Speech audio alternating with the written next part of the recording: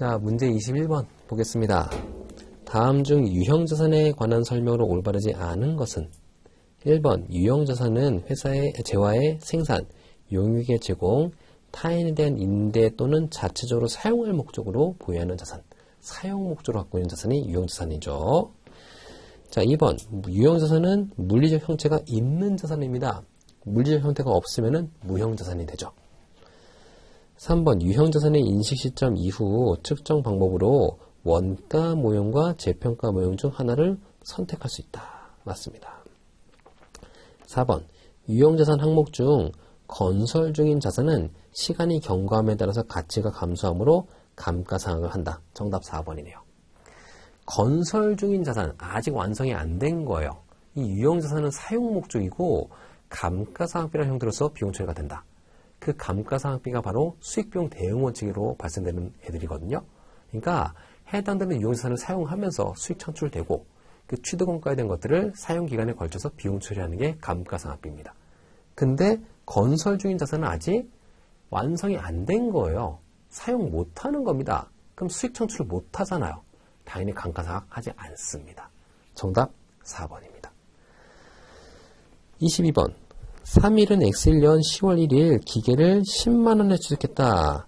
그때 정부로부터 3만원의 상환 의무가 없는 정부 보조금을 수령을 했습니다.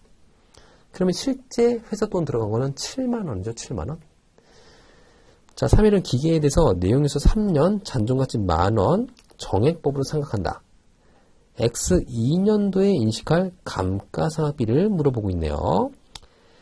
자, 일단 X1년도 10월 1일 날 취득을 했고, 취득은 X1년도 10월. 그리고 지금 물어보는 거는 X2년도에 인식할 감가상각비입니다. 그러면은 이 회사가 지금 10만원 주고 샀는데 잔존가액이 만원입니다. 3년에 걸쳐 생각한대요. 딴 거 아무것도 없었다고 하면은 매년 3만원씩이죠. 그리고 취득 시점이 10월 1일이다? 그러면 이제 월을 생각하시면 되는 거고요. 그렇게 하면 되는데, 정부 보조금이 있네. 정부 보조금이 있고, 그 정부 보조금은 상각되는 기간에 걸쳐가지고 같이 상각되거든요. 그래서 감가상각을 줄여주는 역할을 하게 돼요. 그래서 이런 내역들, 정부 보조금에 대한 기본 내역들 다 아시면은 당연히 아셔야 되는 내역인데, 간단하게만 말씀드리면은, 자, 요거 회사 돈 얼마 들어간 거냐? 7만원 들어간 거예요. 7만원. 7만원 들어간 거에 대해서 3년에 걸쳐서 상각하는데 3년 뒤에 만원 남아야 되는 거. 그거랑 똑같아요.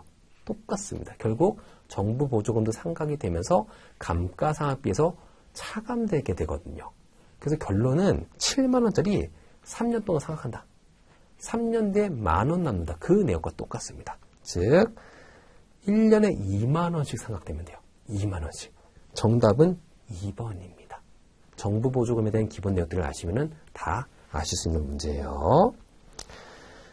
23번 다음 중 개발비를 무형자산으로 계산하기 위해서 반드시 필요한 조건으로 보기 어려운 것은 1번 무형자산을 사용 또는 판매하기 위해 그 자산을 완성시킬 수 있는 기술적 실현 가능성을 제시할 수 있어야 한다. 맞고요. 2번 무형자산이 어떻게 미래 경제적 효익을 창출할 것인가를 보여줄 수 있어야 된다. 이것도 맞고요. 3번 개발 단계에서 발생한 무형자산 관련 지출을 신뢰성 있게 구분해서 측정할 수 있어야 된다. 그래야지 무형자산의 금액들을 파악할 수 있습니다. 정답 4번입니다. 무형자산을 사용해서 개발된 시제품의 판매로 인한 매출이 발생되고 있어야 된다? 아닙니다. 매출은 발생 안 돼도 돼요. 매출 발생됐다고 한 거는 벌써 취득이 끝났고 사용되면서 실제 뭔가 수익을 창출한다는 소리인데 그거는 취득 요건에 들어가지 않습니다. 무형자산의 계상 요건은 아니고요. 그 해당되는 애들에 대해서는 실제 나중에 매출이 발생되겠죠. 그런 가능성도 상당히 높아야 되고 실현 가능성도 있어야 되는 거고. 근데 그때 매출이 무조건 발생돼야 되느냐? 그건 아닙니다. 그건 아니에요. 정답 4번입니다. 자, 24번 3일은 X1년 1월 1일 업무용 토지의 일부를 계약금 100만원과 향후 3년간 매년 200만원씩 받기로 하고 매각을 했네요. 그러니까 지금 1월 1일날 X1년도 1월 1일날 계약하면서 100만원 받았고 그 다음에 매년 말 200만원씩 3번을 받는 거예요. 3번. 자, 이 거래에 대한 유효이자율은 6%입니다. 그리고 3년에 걸쳐서 받게 될 미수금, 매각 시점에서 공정가치로 평가해서 이 해당되는 금액을 기록을 했다. 근데 X2년도 12월 31일 그때 시점에 미수금의 장부 금액을 물어보네요. 그럼 지금 타임라인이 어떻게 됐냐면은 X1년도 1월 1일 그때 100만 원 받았고, 그 다음에 X1년도 12월 31일 날 200만 원, X2년도 말에 200만 원, X3년도 말에 200만 원이에요. 근데 지금 시점이 언제냐면은 X2년도 말입니다. 그러면은 마지막 남은 한 번에 200만 원만 앞으로 남은 현금 흐름이에요. 시점이 어딘지 파악해야 돼요. 시점이 1년 뒤에 200만 원 받을 거예요. 그것만 남아 있습니다. 그게 지금 미수금인데 현재 가치로 해줘야 되죠. 현재 가치. 그러니까 200만 원을 얼마로 나누시면 되냐면은 유효이자율이 6%예요. 1년 뒤에 200만 원, 현재 가치라면은 200만 원을 1.06으로 나눠주시면 되죠. 200을 1.06으로 나누시면은 188,679가 되네요. 188,679.2. 188만 6,792원. 이렇게 되네요. 정답 3번. 3번. 자, 25번. 3일은 X1년 손익계산서에 이자 비용 18만원을 보고 했으나 실제 현금 지급된 이자는 14만원이다. 그럼 나머지 4만원은 현금 지급되지 않은 미지급 이자. 근데 X1년 말에 미지급 이자가 4만원이에요. 지금 그럼 뭡니까? 물어보는 거는 X1년 초에 재무상태표에 기재되어 있는 미지급 이자. 기초가 얼마인지 물어보는 거고요. 기중에 4만원의 미지급 이자가 발생이 됐어요. 근데 기말 미지급 이자가 얼마냐면 4만원이래요. 그럼 기초 0이잖아요. 0. 0이었고 단기에 4만원 미지급 이자 발생됐고 기말에 4만원 남아있는 거잖아요. 정답 0. 0. 0도 답이 될 수 있어요. 여러분. 0도 0 되면 매칭 이상해가지고 이거 아닌 거 아닌가 나머지에서 찍어야지 이렇게 하실 수 있는데 0도 답이 나옵니다. 우리 문제 이미 0 많이 나왔어요. 많이 나왔어요. 0이라고 이게 답이 아니다. 이건 당연히 아니겠지. 이거 아니에요. 정답 1번입니다. 1번. 26번. 다음 중 사채에 관한 설명으로 가장 올바르지 않은 것은? 사채를 물어보네요. 1번. 시장이자율보다 액면이자율이 높으면 액면금액보다 할증 발행된다. 맞습니다. 시장이자율, 즉 유효이자율이에요. 유효이자율. 그것보다 액면이자율이 높아. 즉 예를 들어서 우리 회사가 신용도와 여러 가지를 고려했을 때 우리는 한 5% 이자 주면 돼요. 근데 이거를 갑자기 액면이자율 10% 주겠다. 라고 하면은 이에서 5%면 되는 회사인데 10% 이자 준대. 서로 살려고 할 거 아니에요. 서로. 그럼 이거를 굳이 액면가액에 발행할 필요가 있느냐? 그보다 더 비싸게 발행해도 팔린단 말이에요. 할증 발행되는 거죠. 2번. 사채 발행 관련 직접 비용은 사채에 대한 할인 발행의 경우에 사채 할인 발행 차금에서 차감한다가 아니고 포함합니다. 관련된 직접 비용은 할인 발행 차금에서 포함을 시키게 됩니다. 정답 2번이네요. 3번. 사채 할인 발행 차금은 유효이자율법으로 생각한다. 맞고요. 4번. 자기 사채를 취득하는 경우는 사채의 상환이다. 우리가 발행한 사채를 다시 취득했어. 상환한 거죠. 상환. 정답 2번입니다. 27번. X2년 7월 1일에 3일은 액면금액 10만원, 이자율 5%, 3년 만기 사채를 92269에 발행을 했네요. 이자 지급일은 매년 6월 30일이다. 유효이자율은 8%다. 3일이 할인 발행 차금을 유효이자율법에 의해서 상각한다. 12월 30일로 종료되는 X2년도 사채 이자 비용으로 인식할 금액을 물어보네요. 자, 지금 X2년도 7월 1일 날 발행을 했고요. 물어보는 거는 X2년도 말 시점에 사채에 대한 이자 비용을 물어보네요. 유효이자법을 써고요. 그럼 지금 이게 얼마짜리냐? 자, X2년도 7월 1일 날 92269에 발행이 됐어요. 92269. 요거 1년 이자는 얼마냐면 1년 이자. 여기에다가 지금 유효이자율이 8%잖아요. 8%.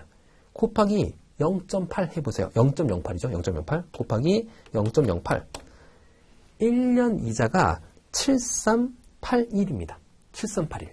근데 지금 6개월치만이잖아요. 6개월치. 나누기 2 하세요. 3690. 3691쯤 되겠네요. 3691. 정답 4번. 4번. 뭐 간단하게 6개월치 된 것만 딱 해주시면 되죠. 정답 4번. 28번. 다음 중 주 3일에 충당부채에 관한 회계 처리를 물어보네요. 올바르지 않은 것은. 1번. 3일은 현재 의무의 이행에 소요되는 지출에 대한 보고기한 종료인 현재 최선의 추정값을 산출해서 충당부채로 계상했다. 맞고요. 그렇게 해야 되는 거고요. 2번. 3일은 판매 시점으로부터 2년간 품질 보증하는 조건으로 제품 판매했고 예상되는 미래의 보증수리 비용의 추정액을 현재 가치로 해서 충당부채를 계상했다. 아, 맞죠. 그렇게 해야 되는 거죠. 3번. 3일은 충당부채의 명목 금액과 현재 가치 차이가 중요하여 예상 지출액의 현재 가치로 충당부채 평가했다. 맞습니다. 다 그렇게 해야 되는 거고. 4번. 3일은 미래 예상 영업 손실에 대해서 그 금액을 추정해서 충당부채로 계상했다. 정답 4번입니다. 미래 예상되는 손실에 대한 부분들 이런 거 충당부채 안 잡아요. 그런 거 잡는 거 아닙니다. 이거 정답 4번입니다. 쉽게 말해서 이거 하다가 야 이거 아니다. 야 이거 손실할 것 같다. 그러면 사업 접으면 돼요. 접으면 됩니다. 그래서 4번 충당부채 요건에 해당되지 않습니다. 정답 4번입니다. 미래 예상되는 영업손실 충당부채 요건 아닙니다. 29번.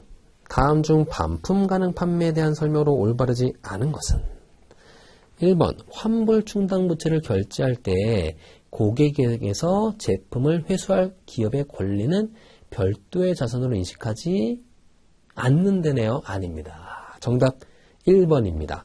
별도 자산을 인식해야 돼요. 별도 자산을 인식하고, 그러니까 내가 이게 지금 환불되는 거잖아요. 내가 물건 팔았는데 다시 반품하는 거라고 보시면 돼요. 그렇게 되면은 그거에 대해서 내가 그 해당되는 애들에 대한 뭐 여러 가지 내역들을 충당부채로 잡되 실제 그 반품되는 거 이거 내 자산 되는 거잖아요. 다시 해당되는 애들 각각 잡습니다. 각각 별도 자산 인식해야 됩니다. 정답 올바르지 않은 거죠? 1번 2번. 판매 시점에 반품이 예상되는 매출액에 해당되는 금액을 환불 충당부채로 설정한다. 맞고요. 3번. 수익을 인식하는 경우에 반품 추정액을 수익에서 차감한다. 이것도 맞고요. 4번. 환불 충당부채는 보고기간 말마다 반품 예상액의 변동에 따라서 그 부채의 측정치를 새로 수정한다. 맞아요. 그래서 그 조정액을 수익 또는 수익의 차감을 인식한다. 맞습니다. 최선의 추정치예요. 최선의 추정치. 그때그때마다 상황이 바뀌게 되면 당연히 다시 제3정에서 추가 반영 혹은 요 환입 그런 내용들이 생기게 될 수밖에 없죠. 정답 1번입니다. 자, 30번. 3일은 X1년 영업 개시했다. X1년 과세소득 관련된 자료가 쭉 있고요. 물어보는 거는 X1년도의 미지급 법인세를 구하라고 하네요. 미지급 법인세, 그거를 물어보고 있습니다. 자, 자료 보시면은 기억, 법인세 비용 차감자 순이익이 1,000만 원이고요. 거기다가 가산 조정으로서 감가상각비 한도 초과가 있네요. 100만 원. 요거 일시적 차이입니다. 일시적 차이. 요거는 이제 가산 조정으로 들어온 거니까 나중에 100만 원에 대한 것들을 이제 결국 과세소득을 줄여주는 그런 역할을 하게 되겠죠. 그러니까 이연법인세 자산이에요. 자산. 다 알아들으셔야 됩니다. 지금. 자, 그리고 과세표준은 그래서 1,100만 원 나오고 세율이 20%네요. 20%. 그리고 이연법인세 자산이 인식돼야 될 건데 자산성이 있다는 소리입니다. 추가 자료 쭉 나와 있는데 매년 이익 나올 거니까 자산성이 있어. 그 소리입니다. 그 소리예요. 자, 분계 끊어볼게요. 분계. 일단 과세표준이 1,100만 원이네요. 미지급 법인세. 사실 이거는 바로 나오는 거네요. 1,100만 원이고 20% 곱하면 돼요. 220만 원이네요. 정답 1번. 1번에 정답 4번. 220만 원. 뭐 사실 그냥 나와야 되는 건데 분계 끊어볼게요. 1,000만 원짜리 세전이익이 1,000만 원이고 과세표준이 1,100만 원이네요. 그럼 일단 첫 번째 미지급 법인세.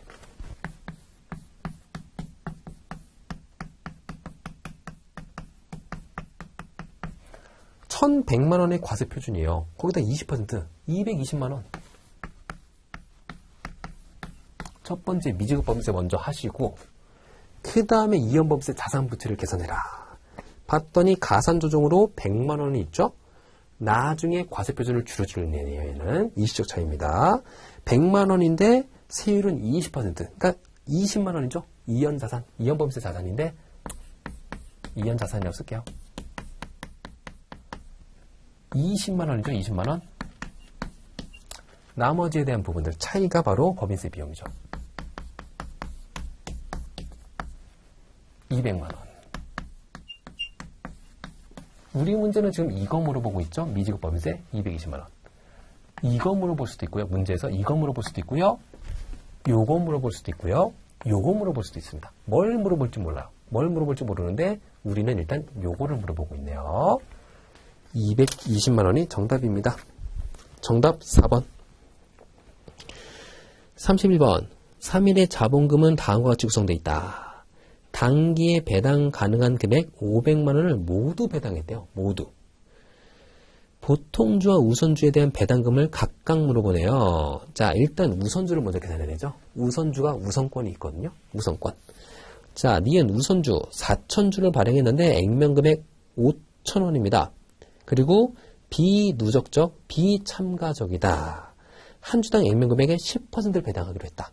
그럼 한 주당 액면금액 5,000원인데 10%니까 500원. 500원. 500원이고 몇 주입니까? 4,000주네요. 500원 곱하기 4,000. 하면은 200만원. 200만원 우선주한테 먼저 주는 겁니다. 200만원 우선주한테 배당으로 줘야 되는 거고, 500이 전체인데 200을 이미 우선주한테 줬고, 나머지 300이잖아요. 다 줬대잖아요, 다. 300만원 보통주한테 준 겁니다. 비누적적, 비참가적이잖아요. 그러니까, 추가 참가 못해요.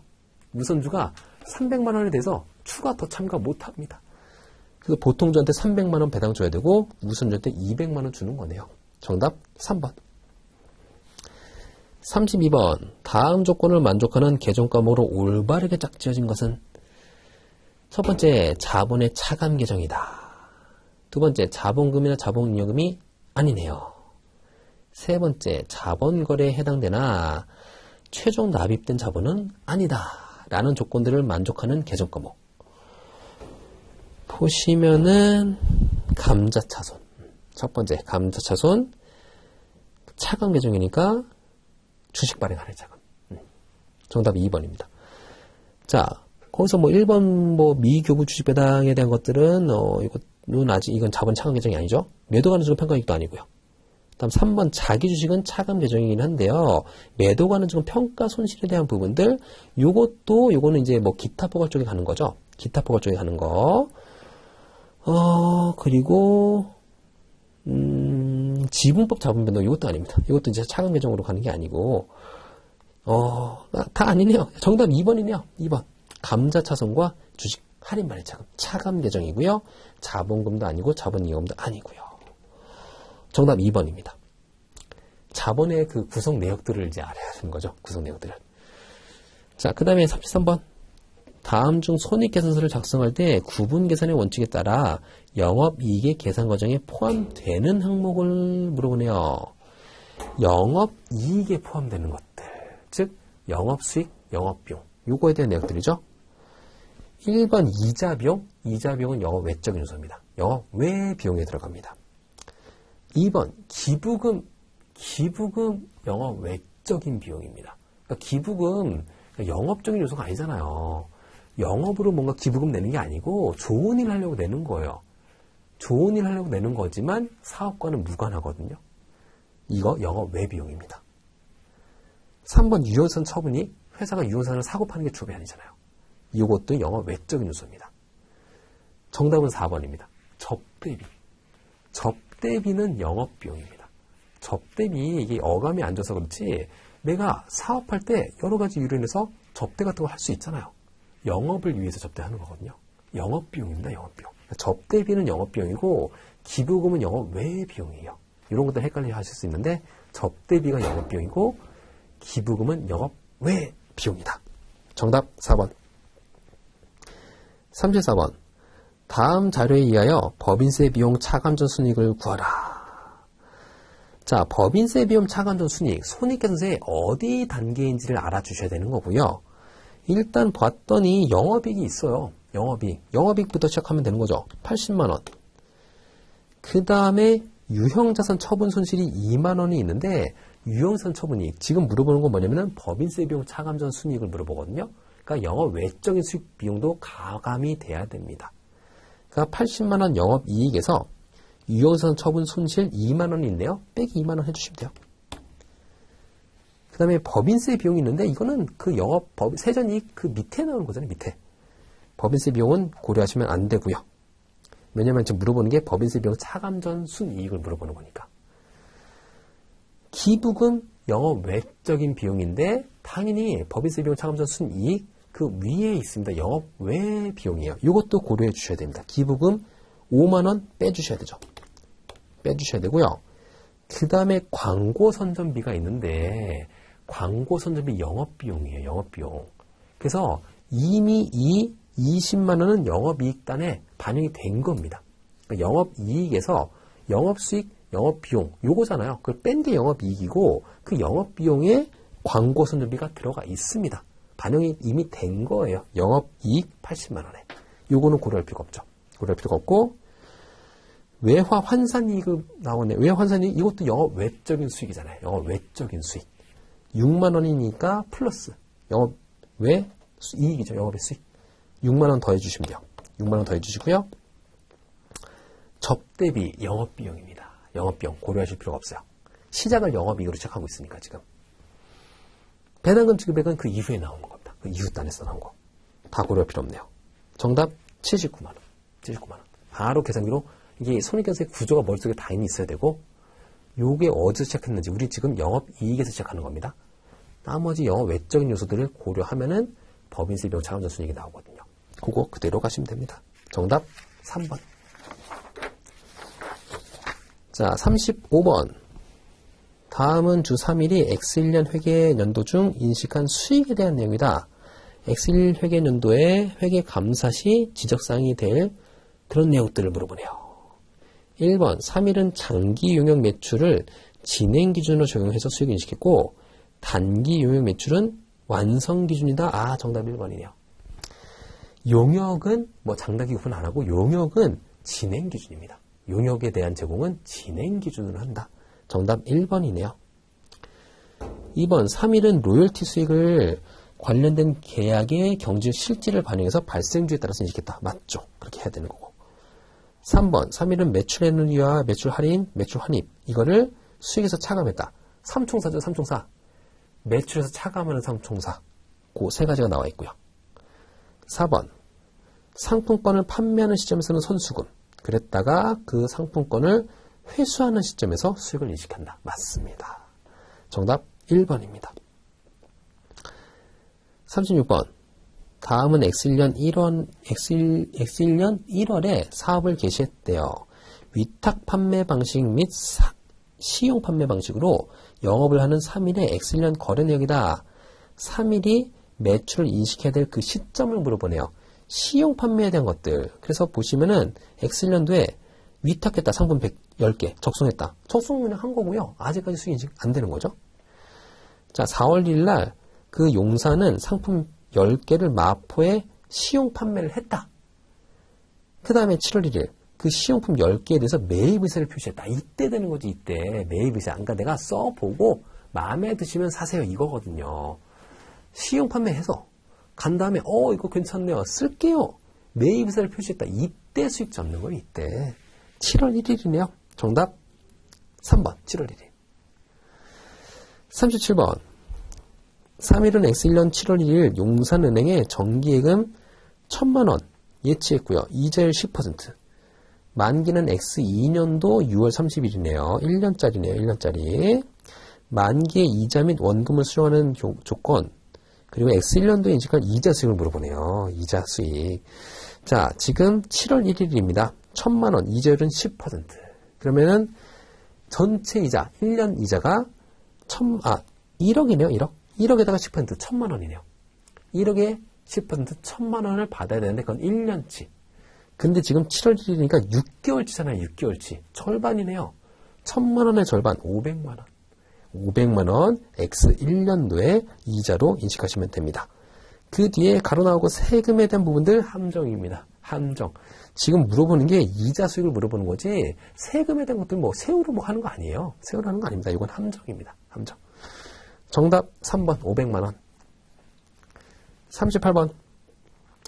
단기 장부 마감 전 발견된 다음 오류사항 중 단기 순이익에 영향을 미치는 거. 1번 전기 주식 할인 발행 차금을 상각을 안 했다. 주식 할인 발행 차금을 상각을 안 했다? 상각하면 되는 건데 이거는 손익에 영향을 미치는 거 없어요. 자본에서만 왔다 갔다 하는 겁니다. 손익에 미치는, 당기순이익에 영향을 미치는 거 아닙니다. 이거는 자본 요소예요. 자본 요소. 2번 단기 재고 자산에 대한 평가 손실을 계상을 안 했대요.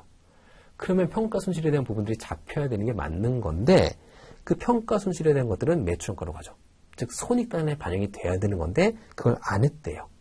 그럼 이거 잘못한 거 오류 수정하면은 당연히 당기순이익에 영향을 미치겠죠. 정답 2번입니다. 3번 매도 가는 증권에 대한 평가 손실을 계상 안 했다? 해야 되긴 하는데 평가 손실을 인식해도 자본에만 가감이 되죠. 기타 포괄로 가는 겁니다. 손익에 미치는 영향 없습니다. 없어요. 4번 단기 재해 손실을 일반 관리비로 계상을 했다. 영업 외적인 요소인데 그거를 일반 관리비, 즉 영업 요소로 했다는 건데 어쨌든 비용 인식했잖아요. 비용 인식해야 되는 거를 인식했습니다. 다만 영업 외의 비용으로 해야 되는 거를 영업비용으로 한 거죠. 어쨌든 당기순이익은 반영이 되어 있는 거잖아요. 당기순이익에 미치는 영향은 없어요. 다만 영업이익이냐 영업 외적인 부분이냐 그거에 대한 차이는 있지만 결국 둘 다 당기순이익에 반영이 되거든요. 정답 2번입니다.